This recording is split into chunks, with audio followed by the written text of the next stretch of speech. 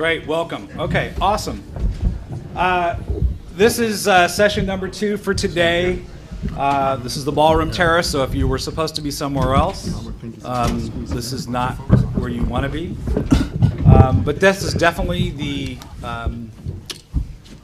panel on advertising brands in AR and VR, from experiential to mobile to retail.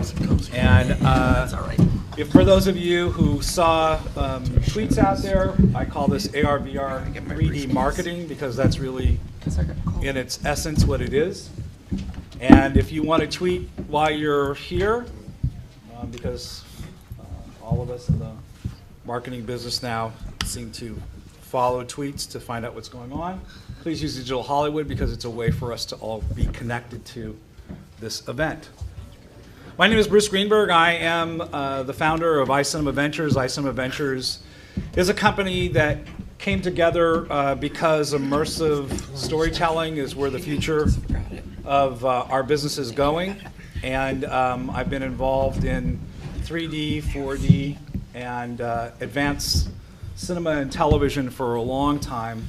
But this panel is not about me. It's about my fellow speakers. And really about you as well. So I wanted to start off and just kind of get an idea so the panel has an idea as well. How many of you are makers of product, content creators in the audience? And how many of you are buyers? Okay. Anybody who's here that just sells, which is also distribution? Okay. And then who's an accountant in here? Who's accounting for where all this is going? Okay. Nobody. All right, that's good. That's good. In general. Glad to hear that. Okay, so I'm going to start off with some information and data, and then I kind of wanted to get an idea to give us a starting point with a video that I have that I want to show, just a quick video, and then we'll move forward. So in the information and data, I wanted to really talk about the fact that marketers today are really, and I'm talking about CMOs, are in a position where they have to think about all the various strategies that are going to get them to their unique target audiences, part of a channel mix. And the channels are crazy, you know, in terms of the numbers. Considering 30 years ago, there were probably 5 channels or maybe less than 10 for sure. And now there are 20, 30, maybe even 50 channels of possibility for marketers to go with. And this channel mix keeps changing, and so this is just an idea of where that channel mix is going in terms of the fact that, you know, you can see that this is from the CMO Council, which I recommend anybody who's in marketing to take a look at because it's probably the best source of data. And it gives you an idea that everything's really moving to the digital area and away from traditional marketing. And I think that's a lot of the reasons is because CMOs are challenged by the amount of budget that they have, and we're going to be talking about that in a minute here too. So based on CMO survey, you can see that these marketing budgets expected to rebound to the highest point in the last 3 years. And that's important because this rebounding is really paying for where digital is going. And obviously AR and VR is part of what those digital trends are going to be. And then for those of you who are in the job market who are looking to see how you're going to connect to this world of AR and VR, we're still flat from the last couple of years. So nothing's really changed because I think people are waiting to find out what's really going to stick with the consumer. And we're going to talk a little bit about that today as well. So I want to show this video clip, and it comes from the folks at Gatorade, to give you an idea of how brands are thinking about this area. And it's a piece on Bryce Harper. Oh, it would be good if I plugged it in. How about if I start again? Sorry, guys. Major League at bat. This enormous... There we go. Gatorade wanted us to create a first-of-its-kind athletic VR film, a batting experience with Bryce Harper. We came back with this stylized interpretation of a Major League at bat This enormously rarefied experience, captured by standing in the cleats of an all-star, we wanted to give baseball fans, young and old, a moment in the lights to hear the roar of the crowd, the pressure at the bottom of the ninth, and the exhilaration of winning it all with a crushing home run. We used a 14-camera stereoscopic 360 VR rig, and we felt that shooting the entire piece stereoscopically was really going to be a huge aesthetic boost in terms of allowing people to feel like they were really there. You can look anywhere, and that's one of the core sensibilities of what VR experience is. But it's our responsibility to create an experience which naturally guides the viewer. You get tunnel vision when you're really focused, and we thought about that, and we applied it to what we called focus mode in the experience. Time dilates, color and light drains away, the roar muffles, and all you care about is that one moment in time, just you and the ball. This is how we drove point of interest during the experience, creating an intimate connection with the nuances of the pitch and all the complexities that have to be evaluated in the blink of an eye. We wanted to create a voyeuristic peek into Bryce's real experience. We put the audience inside his head, listening in on his thoughts and his self-coaching to get a closer connection to the moment. Curveball. It's off the edge. Sound design was critical to this experience. We recorded his VO binaurally, as well as the catcher, pitcher, and ump, mixing this with field recordings of the crowd from a real Nationals game to create an immersive and hyper-real audio world. One of the most difficult things to do in VR is to give oneself a sense of presence, a sense of physical form. And this is really our first step forward in trying to understand what it means to have volume, to have physicality within a film experience as opposed to a video game experience.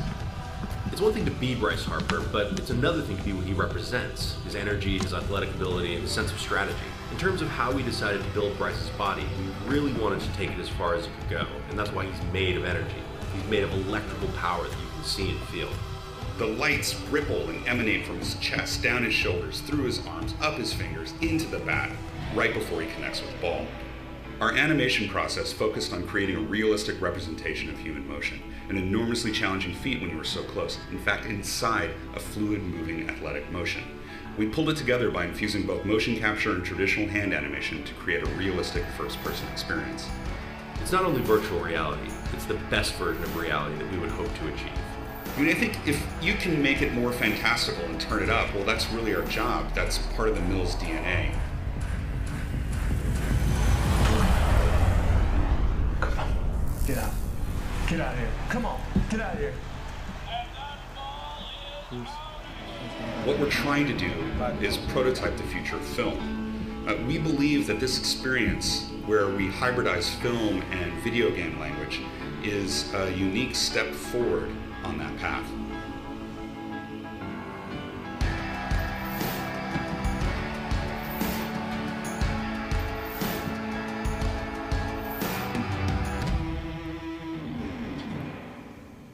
That's epic, dude. All right. So the whole idea of showing that is to really set the stage for the fact that this particular video really underscores what each of our panelists bring to us in this panel today. Miles Perkins currently is with Jaunt VR. He is the head of marketing for the company, and fields media and communications for entertainment and emerging technologies. But where I first met Miles was years ago when he was actually the head of communications for corporate for Lucasfilm. So we actually have somewhat Miles to thank for the fact that we're all going to get a chance to see Star Wars in a big way, because he was one of the ones that really promoted that out there. So my thanks to Miles for being that. I hope if you guys have all seen the trailer that just came out, it's awesome. Okay. So number 2, Cynthia Lieberman. She's a founder of CyberWise. And she's a marketing strategist who is an adjunct professor at Cal State Northridge. Cynthia really comes to us from about 20 plus years of experience in marketing communications, and really gives us a sense of what that data really means for us from a marketing perspective. Gary Kepke is the Chief Creative Officer for Sapient Nitro, and kind of goes without saying that his background as a creative director and officer is somewhat legendary in the business, and Sapient's very excited about having him. We're very excited about having him here today as well. Guy Primus comes to us from the VR company. For me, he has both the cool name thank you. He has both the coolest name that I've ever heard, as well as the coolest name for his company, because it just really underscores the VR company. We, prior to Guy being at the VR company, he was chief operating officer with Will Smith and the Smith family production company, Overbrook Entertainment. Greg Roberts is the CEO of D-Sky. And at D-Sky, if you've seen their recent release, it basically takes night sky to another level and an opportunity for everyone to really enjoy what astronomy and the science of getting out of this world is really all about. Greg's background really is in creating virtual reality, one of the very first people to do that in VR playgrounds, and we're really excited about having him here as well. Bruce Wooden, for those of you who don't know him, you should. He is one of the co-chairs of SVVR, Silicon Valley Virtual Reality Group, where he is responsible to somehow wrangle cats, as I call it, for the SVVR Expo, of all those technologists who want to find a way to get to both, people who have money and also content creators. Bruce is also the head of business relationships and developer relationships for AltSpace VR, which I think is very interesting. We'll get to hear a little more about that from Bruce later. And I left anyone out? No, I think I didn't. Good. Okay, very good. All right, so today what we're going to do is we're going to talk about the AR and VR bar. How high have we set it? We're going to talk about the head-mounted displays only, or some type of IoT integrations, the channel mix and omni-channel focus, distribution channels as an opportunity, and is the medium really now becoming the message? And then we'll have some time for some Q&As. So where I want to start, that's interesting, is really from the standpoint that, again, we have someone to kind of talk about every aspect of what we saw in this 3-minute piece as a way to kind of go off on that. And I want to start with Gary from the standpoint that from a creative perspective, because everyone who hires somebody in the marketing and advertising side of the industry is looking for a creative approach that's going to solve a problem. One, did you think that this solved a problem for Gatorade in terms of getting something out there? And two, how do you think about the approach that the mill did, for this particular piece? Well, yeah, I think anything that's entertaining and people enjoy it is solving a problem for a brand, particularly in this case Gatorade, and to be Bryce Harper and have that kind of experience is enjoyable. So anytime you can bring joy or tell a good story about anything and you're supporting it, it's a good experience for the brand.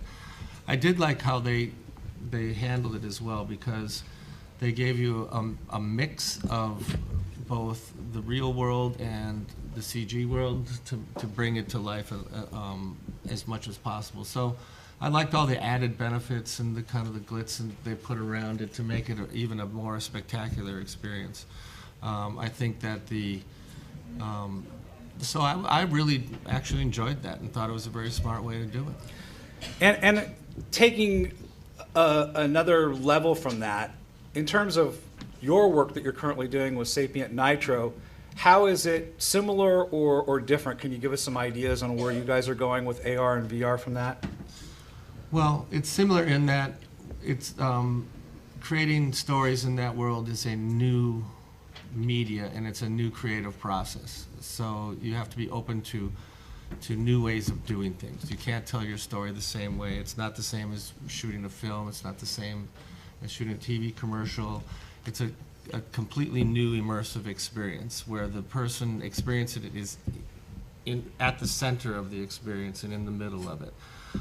So in some ways, it looked like a process they went through to figure out the best way to bring that experience, and they kept it very simple. It's like going up to bat. It's a very simple experience. They didn't try to do more than that. It was a very focused experience. So what we're trying to do is stay as focused as we can on one experience when we do it, so that we can best deliver a proper VR experience as opposed to something that's overshooting the bounds and trying to do too much in a new space that not that many people are familiar with. Miles, one of the things that Gary just said was how seamlessly, or at least the application was seamless, to go between special effects to live action. Coming from your background with ILM and all of its great toys, as well as what you're doing now with Jaunt, can you give us an idea of how you thought that worked in this particular piece, but also how Jaunt is then, trying to do something similar? So generally, I think, virtual reality, putting on a headset and taking in an experience, it's all-encompassing. It's something I'd like to refer to it as mindfulness. You're getting into a space, and you know what you're doing when you go in, but you do, because of all your senses are coming at you, you do start to kind of let go, and you have to have your frontal cortex saying to you, hey, remind you that, hey, I'm in here. And I actually think that there's something that is, and this is odd to say, but there's something that's grounding about having the visual effects side in there, because what it does is it tells your brain, this is why I'm here, because I couldn't have this experience otherwise. And that, to me, that's a fantastic use of this, and it really makes you want to be there. It makes you want to stay immersed in what this is, as opposed to just being in this room. And I'm just, well, why don't I just go into that room? And that's kind of a different thing. So I think it was a fantastic use of that. And, the other part of this is, the thing I say about visual effects is, you really want to have something that the brain can grab onto. So you want to have something that the mind has seen before, even if it's not just in your face. And that really helps sell it. It helps make it feel like it's a part of the experience. And I think they did a great job on that. And for Jaunt, where do you see, obviously you're both creating content and you're building camera rigs and apparatuses to take us into these worlds. How do you see what Jaunt is doing, mixing it with those special effects, and where do you think that's all going? The answer is yes. Yeah, so Jaunt being, it's really an end-to-end solution. What you're really trying to do, again, coming from visual effects, the one thing that I know is that creative people are very different. And, in visual effects, when you're faced with a director or a screenwriter or someone like that, they are a very special kind of person. And what your job is you're there to help them realize their vision and take them through that process. But it's very important for that creative to be just that, the creative, and not get mired down in all the technology. Mm-hmm. There should be no misnomers about this. This is hard. It's the technology that we're dealing with right now. We are on the very cutting edge of what it is. There aren't very many standards out there. Everybody kind of has their own mix of how they're doing something. So for us, what we're really trying to do is provide those creatives, kind of get the technology out of the way as much as we can, so that they can go, okay, I'm going to shoot this. I'm going to get into the world. I'm going to take the audience there, and we're going to shoot it, and then we're going to be able to publish it, so that they don't have to worry about that, yet still giving them something that they're used to working with, so that they could download a lat long and be able to put it in effects or edit or do whatever it is that they would normally do with it, using the tools that they understand. Right. So Cynthia, we've heard obviously from Gary and from Miles both, on kind of the production and the creative value of this, but what do you think about the value of what this means for the individual, the user that's going to use this, and what was special about what you saw, and where do you think that VR and AR are going based on, this sets a bar, but what does that mean for the individual, the user?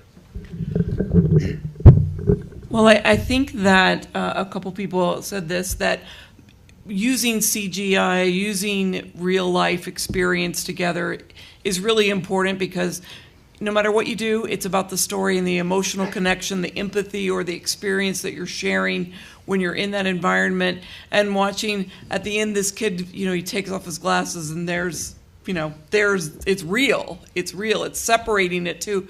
At the same time, it's like he knew he paid, like when you go in a theme park, you pay to be scared. You pay to ride that ride, and you feel safe because you paid for it. So you would normally do certain things in a theme park. In real life, that you would do in a theme park. And I think that this kind of mixed the two together and did a nice job. So Very good. So, Greg, we talked about this in the past at a session in the spring about wow versus storytelling. And you're definitely someone who is looking at what the relationship is between the user and the storytelling and the wow. Can you give us somewhat your feedback on this, but then talk a little bit about where D-Sky is going, you know, with your own sensibilities? Sure. Yeah. First of all, I agree with everything Miles is saying here. And basically the wow factor, I think that we are in that period right now. We all acknowledge it. There's still people even at this show who have shown VR2 for the very first time in their lives. And that impact is enormous, immense, and should not be discounted. We might be in a 3-year window of that. And I personally am someone who doesn't count cardboard as a hardcore VR experience. It doesn't have that level of presence. When you jump into a Vive or an Oculus piece, it's a whole nother level. And so we have years for that to get out to the mainstream markets. One of the things that Gatorade did really well with that is what everyone's saying here is the special effects, to kind of say this is not your normal world.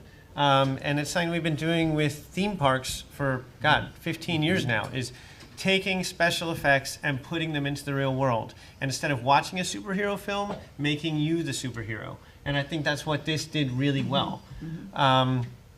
At D-Sky, we're kind of take that to another level, whereas that had the challenge of having to replicate what it was to be the batter in a major ballpark. We tend to use scale as a toy and put people where they could never be, so they have no basis of comparison. So we're making them 10,000 miles tall and having them fly through the universe at 10 times the speed of light. Or we're making them microscopic so they can look at subatomic particles and play with them as you might like in a particle accelerator. Yeah, that's kind of what we're doing and why I like that. It's awesome. Bruce, thanks for having my name, by the way. I really appreciate it. Club of Bruce forever. Exactly. Part of the Bruce Club. One of the things that strikes me about this is that we talk about, is the VR experience a shared experience? In other words, can you really share what we just saw? And how does that juxtapose with an AR experience, which maybe you could share because multiple people could be seeing the same type of thing on a tabletop or something that's an AR experience? Yeah, that's a great one. To give some context, AltSpace VR is a shared virtual experience where you're in VR sharing the same space with people and feeling like you're in the same social space, enjoying their company. So that's really what AltSpace VR is about. And I think we're going to see a lot of these. I mean, what's typical in VR right now are these 2 to 5 minute experiences where a person is alone, but it's new and novel and special, and that shouldn't be undervalued. VR is blowing people's minds. But I think what we're looking at in AltSpace is, okay, once you get past that, wow, my mind is blown, and you get over the novelty, that honeymoon phase of what VR is and what that kind of experience is, what's going to keep you coming back? And what's the type of things in VR that's going to really engage you repeatedly and for longer sessions of time? And one of the really major qualities of VR is the shared VR space. When you're in VR with another human being, even if it's not photorealistic, if that human being is powering a very abstract avatar, because of the nonverbal communication that's coming across, it becomes one of the most powerful experiences you can have in virtual reality, hands down. And being able to experience something like was in the Gatorade video with someone else at the same time or have a pitcher and a hitter in the same space at the same time. I mean, it just elevates the entire experience when you can have that shared experience together. Even we've seen in Altspace people even change the language that they're talking about the experience they had when they do things in VR with other people. It's not, oh, we watched that movie. It's like we were in that theater together. It becomes a location-based memory because they were together and they shared that experience together. So it's very powerful. So that's what we're focused on. And again, VR, it's as Miles was saying, it's really hard and it's really early. And having these experiences, I mean, there's going to be this long period where people are going to have these really short experiences and get exposed and really be wowed. And then, I think shared VR is what's next. So Guy, I didn't want to leave this, but I also want to use it as a transitional point, and that is that obviously in the world of high-level branding, where you have either an expensive product or expensive service that you're selling, and you need to have a high-level production value. Are you limiting yourself to just being a head-mounted display, relationship to the user, or are you looking for more presence and looking to see how you can include some of the Internet of Things? And would Gatorade have been better finding a way to bring a bat into it, or to find a way to put some gloves into it? Right. What's your thoughts on that? My thought is that piece, just like everything else digital, can live beyond what they've created it for. So they can put a bat in someone's hand later, but I think to Gatorade's credit, they got something out very early and kind of have been a leader in the space. I think as brands go, it really is about the experience. And I think the people that are investing right now, a lot of them are lifestyle brands. And I would argue that Gatorade, even though it's a beverage, is a lifestyle brand. It's about the lifestyle of competition and even more so than that, dominating your competition. And so, insofar as they were able to get out there and kind of tell that story, it worked really well for Gatorade. And again, I think they can go back and add a bat and add, multiple players. It would be interesting to kind of be in the batter's box. In the on-deck circle while someone else is in the batter's box, and then kind of feeling the pressure of, okay, now the bases are loaded, and it's 2 outs in the bottom of the ninth, and he just got walked. I'm the last guy up. Like it's all on me. So to kind of extend it, is something that I think VR really creates the opportunity to do, and AR as well. And I would say right now, we're like everyone has said it. Everyone has said it. This is black and white television. It's only going to get better from here. Right. So Gary, there's a relationship between you and Sixth Sense, which many people may remember Amir Rubin from the spring, and obviously he's been on the circuit for a while, talking about presence and using, the Internet of Things for that. I know that there's been talk about bringing some of that into what Sapient Nitro is doing. Can you give us some insight into what's going on with that? Well, we see virtual reality as a place where you can do things you can't do anywhere else. It's somewhere between e-commerce and a physical space.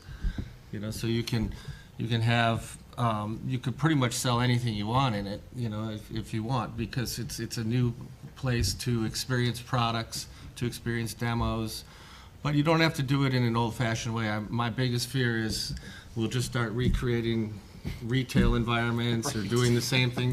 They'll come to you and say, make my store in virtual reality, and you have such an opportunity to do something more, even though you can actually purchase items in virtual reality and add them to your cart, as we did.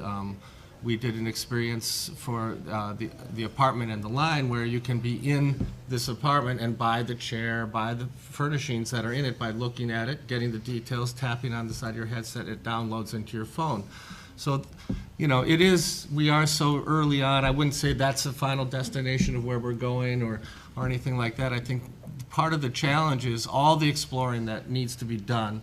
And the more we can do and the more we can practice with brands and just learn things, the better off we'll all be. But I really highly would advise not to just replicate. That this is a new medium for new ideas. Mm-hmm. Let's not replicate. The disappointing thing about e-commerce is it's just a catalog online. you know, and so I would really advocate that we move away from just recreating current experiences just because we can and it's cool. So it's a really new opportunity for expanding our minds, creating new stories for the brands, different types of storytelling, getting consumers involved, and then also going with your friends and doing it and trying new things. And if I said I know the answers, I'd be lying because I don't. But I believe that that's what's stimulating for me, is it's a new medium, and I'm creatively challenged right now as to how to solve some of these problems. I want to go ahead. add something to that, because one of the things, you know, what you don't want is for like what CNN did with the Democratic debate or whatever, where they just say, oh, okay, it's going to be virtual, live streaming, whatever, and you go in and nothing happens. There's no interactivity, there's no story, there's no emotional connection. It wasn't like you were sitting there and having a personal conversation with the debaters, and that just weakens the value. This was also brought up in another another session also. But in terms of marketing, we need to make sure that whatever we get out there, as well as we can, to have those best stories and not just try to grab a headline, because that's just going to cheapen the gift for all of us, and it doesn't help any of us. Well, Bruce, I wanted to ask you to follow up with both what Cynthia and Gary said. You're now seeing in community how people are reacting to certain environments. I mean, obviously you don't have millions on, but you have thousands now to at least look at data. Tell us some ideas on terms of the data on how people, you know, want to participate together, how they participate together, so that brands can have an idea of how they could then move product possibly into that, or at least test ideas with them. I think the most important data points right now for AltSpace is that our average session time is 25 minutes, when most VR experiences are 3. So that's a very important thing. We've been throwing a lot of stuff at the wall to see what people enjoy. So for example, we have kind of a tabletop role-playing game app where you can come together in the same space, people all over the world, and play kind of a D&D style game. And we have dozens of people spending 5 to 6 hours per game in VR. And that's like a really important thing, where you have certain types of use cases when you can simulate with the being together in the same room is important, and you can't do it in any other way very well. That works fantastically. I think the other thing that we're seeing is kind of modeling some of our VR events on real life events, where it's really about the content. As we were kind of mentioning in conversation before, Red Bull kind of following that model, where it's Flugtag, right? You're going to Flugtag for Flugtag because you want to see some crazy contraptions fall in the water. Red Bull is in the background, it's everywhere, but it's really about, oh, dude, what's going to happen? And having those types of things in VR, where if we have a movie screening, we have the person that made the film there so we can talk to them in the same room. Or we have this expert that's going to be giving the tour of this, 3D data of a volcanic crater. It's not just the space, it's not just bringing the people there, but having a performer or a VIP or some very interesting content that's going to be the draw, and then the brand kind of fades in the background. I mean, that's kind of what we're seeing so far. That you don't just go to the Coca-Cola room just because it's a Coca-Cola room. You go because there's something cool happening there, and it's presented by Coca-Cola, right? So, Greg, when you think about planning for the user experience, then, and we just heard from Bruce with regards to some of that feedback, how do you, as an engineer, how do you engineer this? Because obviously there's a workflow that has to be followed. There is there's data sets that have to be put together. This is not like go pick up a 2D camera and just go shoot. So how do you plan for this so that you get the best user experience, so that the brand has a relationship that the user then says, I'm glad I was part of this? Mm-hmm. First, 2 things. One is that everyone here should check out AltSpace. It is absolutely the leading social VR experience out there, and it's eye-opening. And social is why Facebook bought Oculus. It's where this whole industry is heading in time. Second, glad you mentioned Red Bull, because we did a virtual Flugtag about 6 years ago for Red Bull, and it was hella fun, right? Hella fun. And the experience, how do you engineer this, Bruce? Our basic workflow is testing from the very start.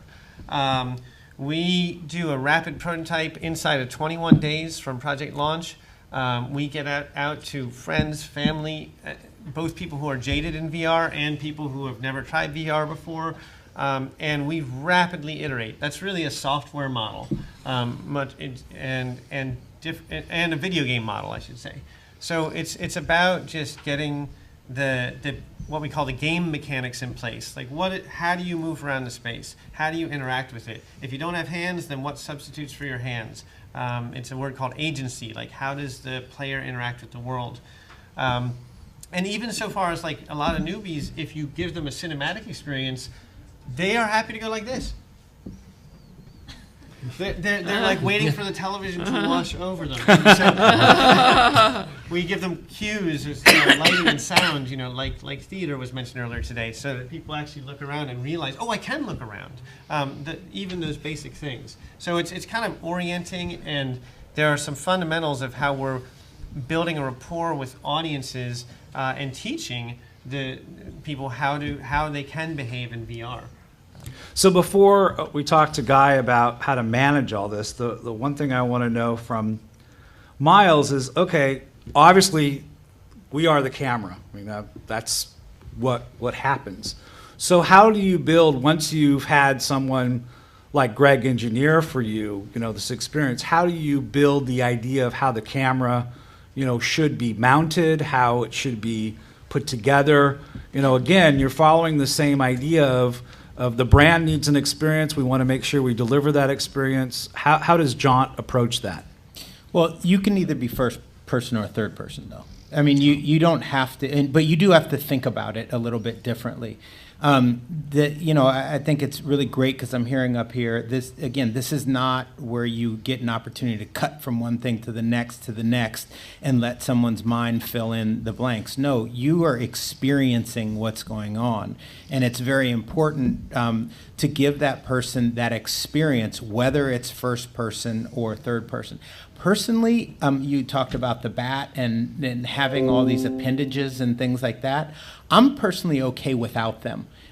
Because for me, again, that kind of willing suspension of disbelief, when you start getting something that's a little close to being real, it kind of freaks you out a little bit. You know what I mean? It's that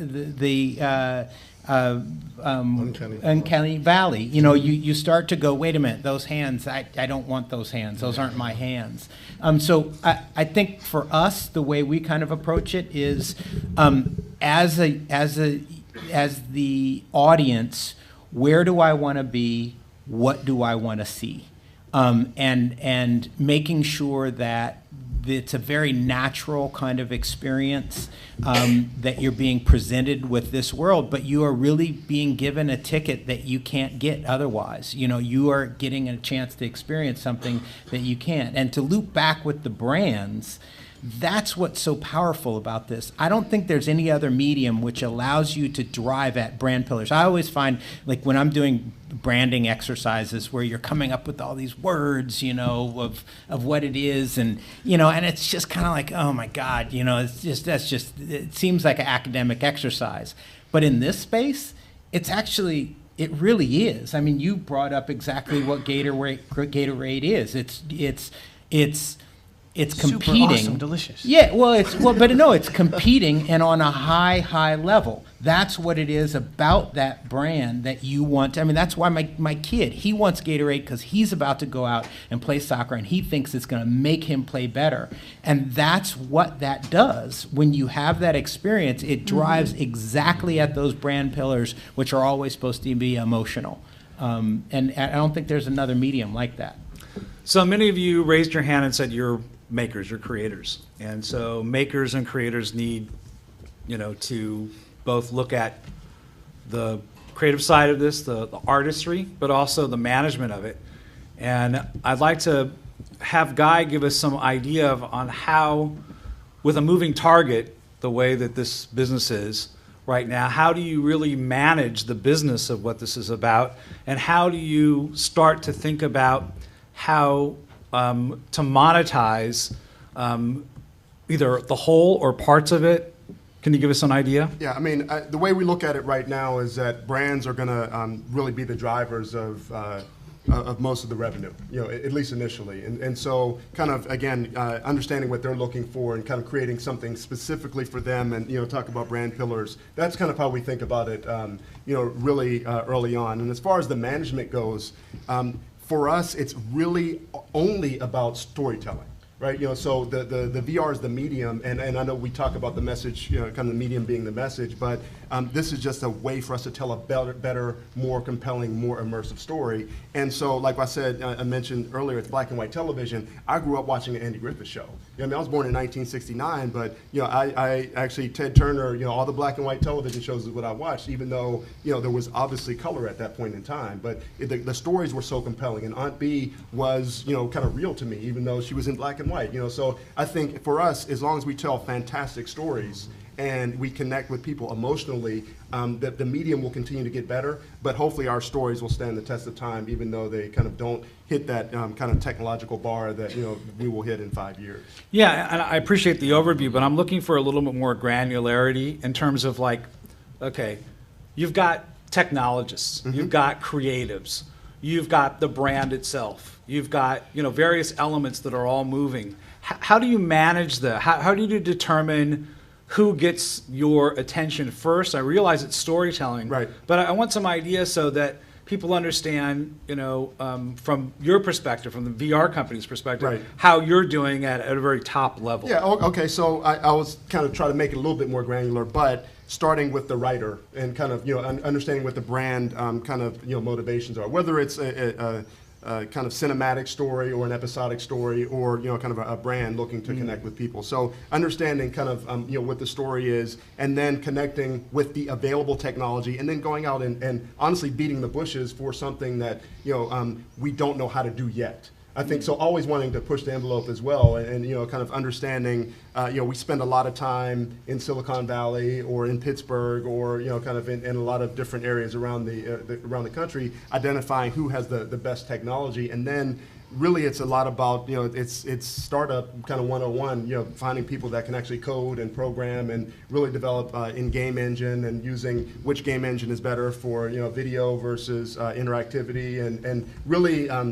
Just getting in and immersing yourself in all of that stuff, because it hasn't been defined yet, and we've kind of all said that, but it really is a lot of experimentation. And I think if that would be the one way that I would kind of characterize this, it's a lot of experimentation and getting your hands dirty, understanding you're going to spend a ton of money up front to really come up with a solution that, again, someone else can create a solution for very, very quickly, and you have to change your game. So Gary, you've got your client in front of you, and they're perplexed with this marketing mix issue that we looked at already. And they have a certain amount of money to spend, and that they don't have the money that they really need to spend for AR or VR, whichever application they're going to use. And is everybody, it's funny, we talk about AR and VR throughout this entire, these sessions. Is everybody familiar with what the difference really is between the two? Is that a yes? We do. Okay, good. I would guess that if they don't know, they're not going to say it in this room. Okay. One starts with A. Yeah, good. That's good. I like it. Well, the point is though that it's important, because for someone in Gary's shoes, or someone who's part of his team, they have to explain what that is to their client sometimes, because the client doesn't necessarily know how and what that creative really is. Because to a lot of these people, they're still just working on their brands and trying to determine, what is going to make them sell more. So how do you have that conversation? Well, one, I'm grateful that they're taking the initiative to get into the this medium when they do and start to explore it, because it'll help them later when the technology gets better and we can do more immersive experiences. I would recommend to them that they do the experience that can be most relevant to their consumer. Whether it's if it's augmented reality, that would be better, because don't try to do something just to do it. Because number one, not everybody has headsets right now, and I agree with you that Google Cardboard isn't really the experience that we want it to be. It's nice and kind of cute and everything, but it's really not putting you over the top. So I would just cautiously, I would encourage them and make them understand that this is the beginning. You are putting your toe in the water. Let's not try to do too much and overshoot and chase you away from further exploration. So let's start with something that's very simple, but let's make sure that it's a simple experience that your consumers will appreciate and actually enjoy and share and say, look, I got this cool thing from my brand, look what it is, and it's fun, and I enjoy it. So, yeah, they're not pouring the money in. In fact, they want you to spend about the same amount of money they spend, which is zero, and then they want you to spend all the money sometimes. So I think that it's good just to kind of lower their expectations, but give them something that is actually valuable to them. So that can be very simple. So if it's a simple augmented thing where this bottle turns into water itself and just disintegrates, that would be nice. So something that's shareable and fun to do. If I can add a little on that. When people come to us and ask us what the ROI is on these things, I'm like, zero. Zero for now. This is something that just like the web in '95 or like some of the stuff at like mobile in 2003, it's like the purpose to do VR, AR today is to get your feet wet, to understand what works and what doesn't for your brand. And then so when this hockey puck hits in I don't know, 18 months, 3 years, whenever it does, then you're ready and not scrambling. Yeah. I mean, that's the investment now. And to do site-specific work. The one brand that has done well with it is theme parks. We did a lot for AT&T, Red Bull, Google. Those are all just like marketing pieces, probably just like this Gatorade was, where they maybe got 10,000 people to play it. That's marketing experimentation. The only people who really get the volume of people is like Disney and Universal, where you have 100,000 people a day, and that's another mode of this. The one thing I want to point out, the one thing that you don't want is someone who breaks out their playbook and is basically the usual playbook of kind of, whether it's TV advertising or print advertising, whatever it is, and it's just the usual playbook. Because you're not going to, just trying to port something over to this isn't going to be something necessarily that's very exciting. You want someone who's going to come to the table and you're really going to be able to just really brainstorm, but they don't even just think about the experience.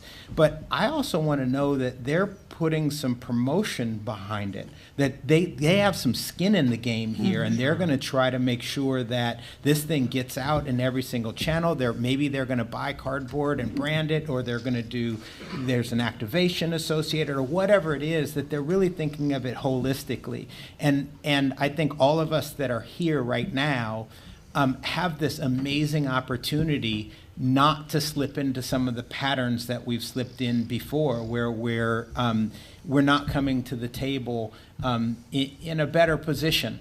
That we're coming to the table and we're consistently being underbid by the rest. That let's come in and let's be able to build something that is ours, because the distribution channels, completely different. This is a different game. You know what I mean? Not only that, but do I have to just distribute here? I mean, is there really any difference between me distributing this content here or in India, or not really. The bar. Yes, there are some hurdles that you have to get over and to get into those territories, but this is a completely different distribution, and no one has written the book yet. So this is a great time for people to come in and really come with new and innovative ideas and ways to really wow people. And I think that that's going to live within the creative community, people who are really going to kind of push that and make this into something that is not what we've seen in the past. Very good. Cynthia, you had something you wanted to add? Yeah, I just think that no matter what, in marketing principles, it's 101 is that content is king and context is queen, and they must be married together. together. So you shouldn't try to force something into something. It needs to be organic and authentic. And I often have used the example that the way that Batman tweets as an animated series is different than the live action film, is different than the comic book or the novel or the kids game. And you have to really, when you're doing something for sports, you're going to create a different kind of an experience. One of the things about the Gatorade, like you guys were pointing out, is that you didn't try to do the World Series here. You created that intimacy, that intimate moment of experiencing why you need that Gatorade, because you're right there, you're in it to win it. And I think that's really important. And when you go out, whatever you start with, you want to start with, well, what do I want them to end up with? And make sure you're not trying to just say, well, I want my brand to be sexy, so I'm going to put sexy stuff in it. I mean, you really need to really, really know your brand, and then from there extend out on it. There are things that your brand wouldn't do. And so it applies to any space, whether it's Twitter or virtual reality or augmented or anything. So for this next 10 minutes, thank you, Cynthia. For this next 10 minutes, I want to make sure we can get some questions in, and I want to make sure that any of you, because this was obviously an overview, have questions that you don't feel comfortable shouting out or whatever, you can send them to me, and I'll make sure that they get to whoever you would like to talk to. So with that, I want to open it up to the floor for questions for the next 10 minutes. Not one question.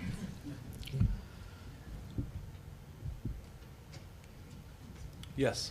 So I'm doing sales in augmented reality right now, and a lot of it is it's teaching and educating almost everyone I go into. And so could you all talk to me when you're going in to pitch to brands, what that process is like? Because sometimes it's like pulling teeth, and I know they're all gonna get there, but it's always an interesting dialogue to have. And so I wanted to hear about your sales process and how things are moving ahead for you. Yeah. Maybe I can start on that one.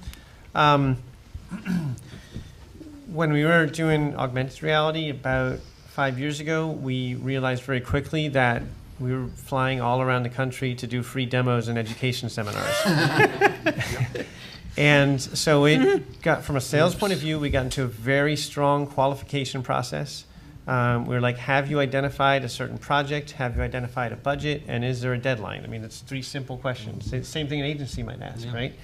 And then when we started getting successful, we even said, look, you can fly to our offices. Or what we offered, which really helped a lot, was to build rapid prototypes just for for $50,000. We're just going to do a little proof of concept, and that will get your feet wet, and then you can decide if you want to spend $1 million, that sort of thing. I think on the VR side of that, the mantra has been get to the demo as quickly as possible.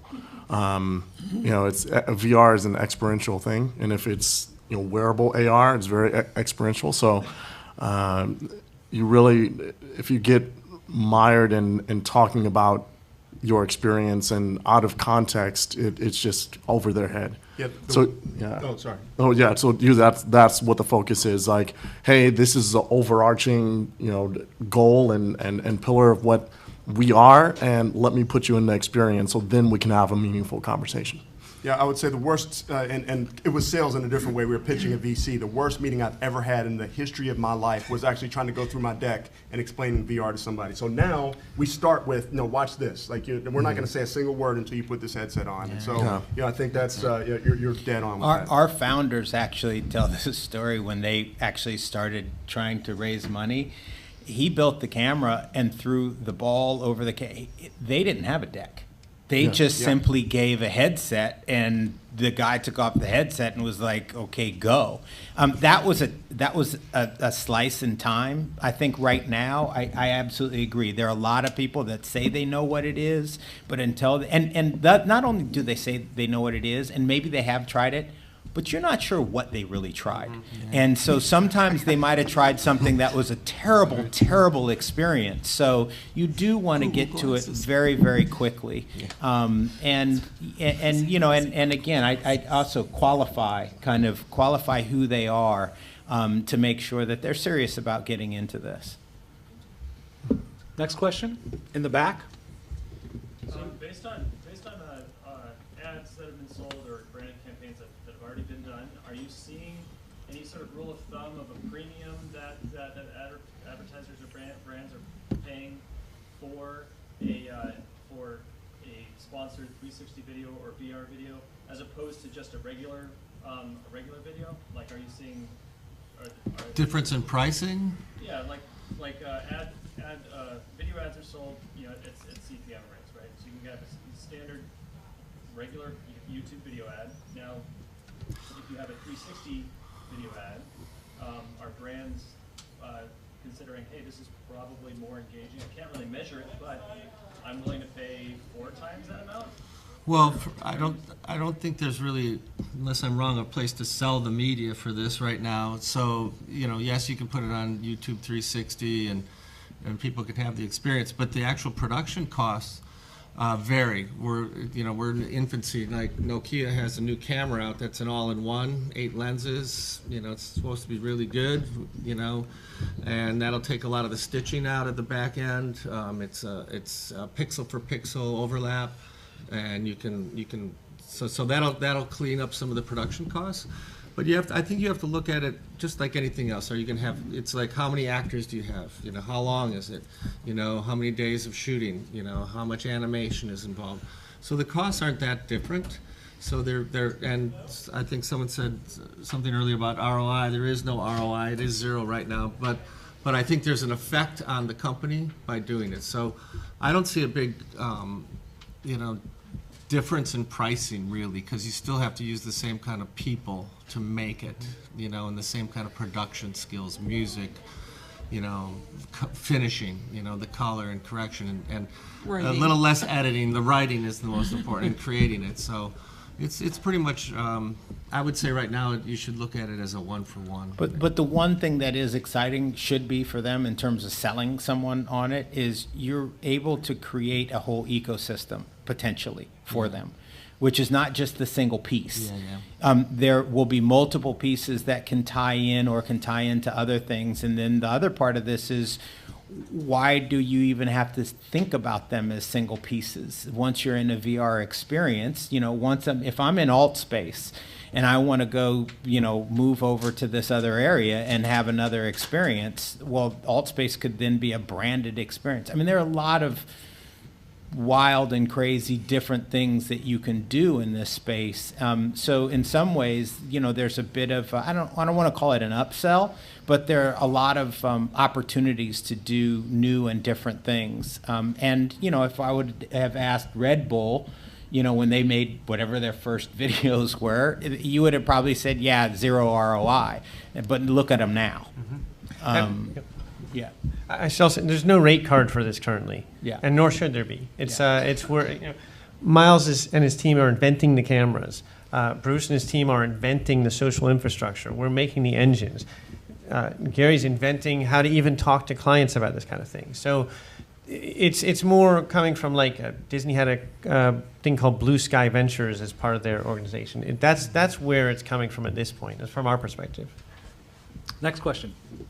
Sir. So on the topic of ecosystems, Gary, you talked a little bit about, navigating people from a VR experience into e-commerce and how you really sort of build out a shopping experience while still within the context of the experience you set people off onto. But beyond that kind of example, have you guys in general run into sort of the challenge of trying to integrate with the brand's existing ecosystem of, platforms where they're already very active, where they really want their consumers to end up, but VR, AR being pretty insular so far as the actual world that you have people in. So being able to get people potentially out of the headset and somewhere else, or tracking from one experience to another and not losing people. Is that something that you've had to grapple with at all, or do you have a vision as to how to jump from a very new environment to existing ones that they're very comfortable with and that they've already invested heavily? From my point of view, and I'll let anybody else address this as well, but right now our experience is the purchase jumps to goes into your cart on your cell phone, so then you take it out later and complete the purchase. But we're still grappling with what we're even trying to create or invent that I haven't really quite put it into the whole purchase funnel of this is going to relate to your e-commerce like this or your retail. I do know that it's somewhere between e-commerce and retail experience. It's a new show world where you are creating something, a new experience. And that new experience can be what you want it to be, and it's not going to be e-commerce. And well, it shouldn't be like e-commerce, and it shouldn't be like retail. It should be totally new, and they should connect somehow, but through your brand story and the brand ideals and values that the brand has. But I haven't really thought through all the purchase flow of channels yet at all. No. But you could just imagine going to Fashion Week in VR. You don't get to go, but you're watching the people as they go by, and somehow there's a way that you could indicate what you like, and that gets saved off to the side. Yeah. And then not only that, but then it'll do things that are around that kind of thing, just with intelligent back end. So all of a sudden, you're able to shop from the runway at Fashion Week.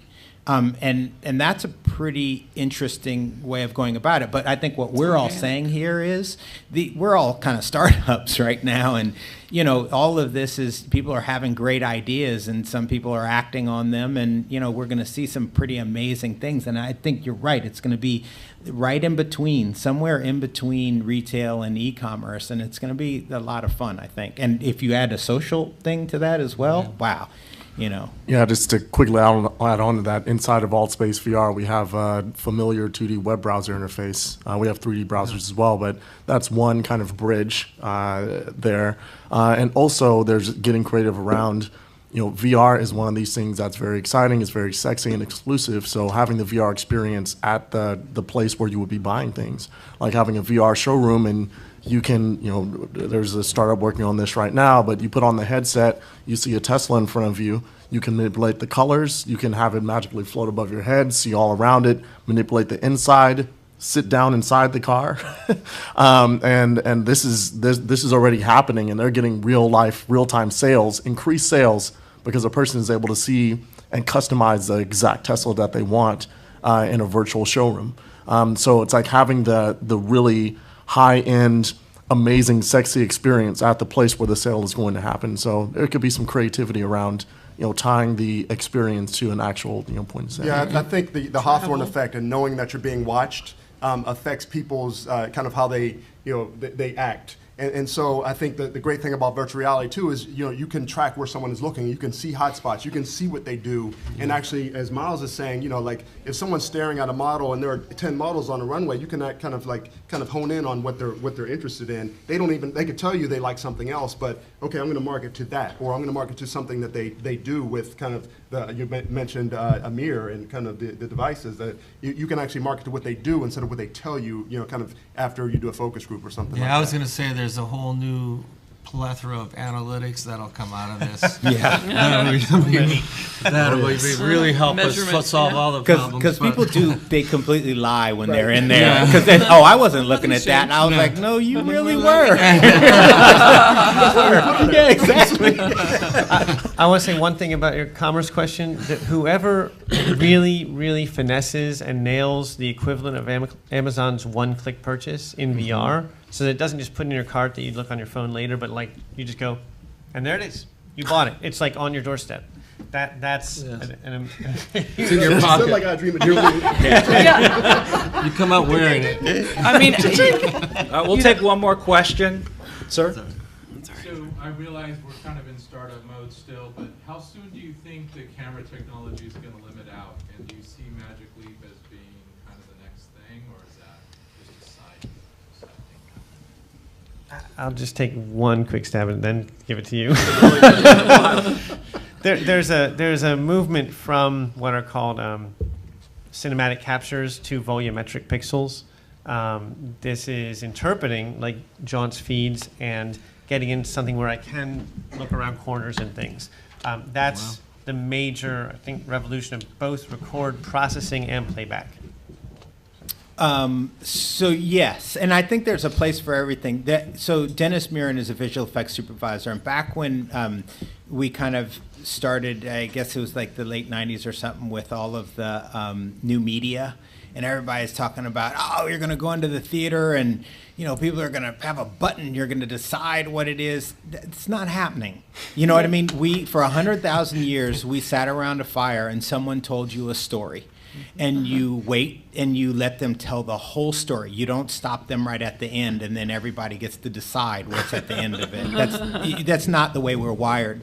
So I think there's going to be a place for the kind of more cinematic, or, you know, I mean, we say that even looking around a lot like this and being able to look behind you, that's a lot of interactivity. That's a lot of interactivity. And for some people, that'll be enough for them. And others may want to actually walk around. But I do think, to the Magic Leap thing, we are going to have glasses, you know, soon-ish, that are going to be able to give you a VR experience if you want to shut out everything, but you could click it, and then you could have some sort of a AR thing as well, and it's going to be a wearable device. And I do think that that is something that will be on the horizon, and we'll start to see. But I think the cameras are still necessary. I mean, whether the cameras are pointing out or pointing in, you got to have some cameras. Well, thank you all for coming. We appreciate you being here. We thank all the panelists for being on the panel. Thank you for coming. And again, if you have any questions, you can email me and I'll get it to everybody. And thanks for coming. I'll have to get your contact information.